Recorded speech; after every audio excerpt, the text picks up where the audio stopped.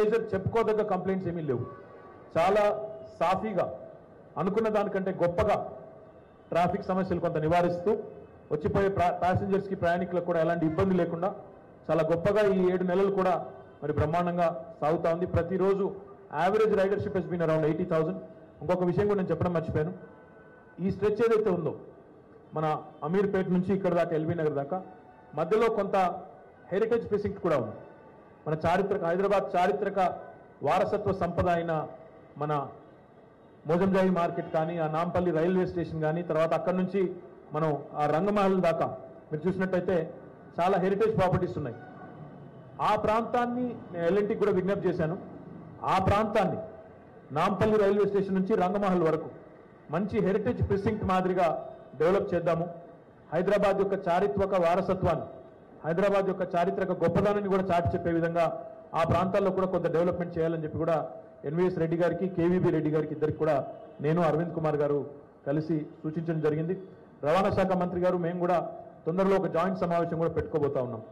ఇమ్లీబన్ కానీ లేదా ఇతర బస్సు డిపోలు కానీ, మార్గ మధ్యంలో బస్ స్టేషన్లు కూడా ఏవైతున్నాయో వాటిని మెట్రోకి ఏ రకంగా అనుసంధానం చేయాలి, ప్రజలకి ఇన్కన్వీనియన్స్ లేకుండా ఏ రకంగా ముందుకు పోవాలనేది చూసుకుంటా ఉన్నాం.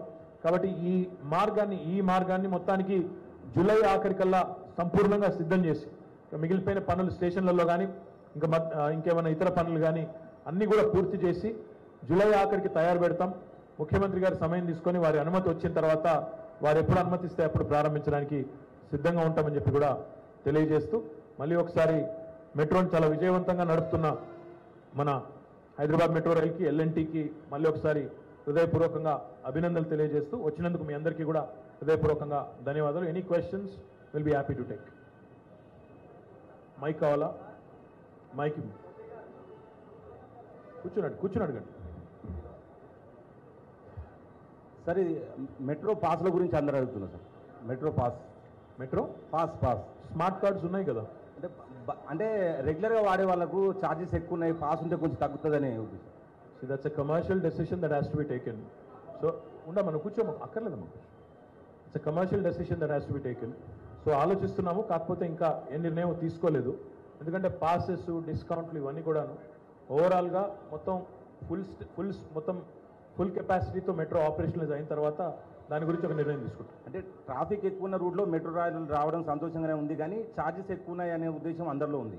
ఇందాకనే మీకు చెప్పాను, ఛార్జెస్ ఎక్కువ ఉన్నాయనేది కరెక్ట్ కాదు. ఎందుకు కాదు అంటే ఈరోజు మీరు ఏసీ బస్ ఛార్జీలు తీసుకుంటే, ఎయిర్ కండిషన్ బస్సెస్ ఏవైతే మన ఆర్టీసీ నడుపుతా ఉందో వాటి ఛార్జీలతో పోల్చి చూడండి, మిగతా నగరాల్లో ఉండే ఛార్జీలతో పోల్చి చూడండి.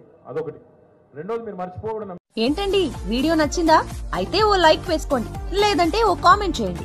ఎప్పటికప్పుడు మా వీడియోస్ చూడాలంటే సబ్స్క్రైబ్ చేసుకోండి.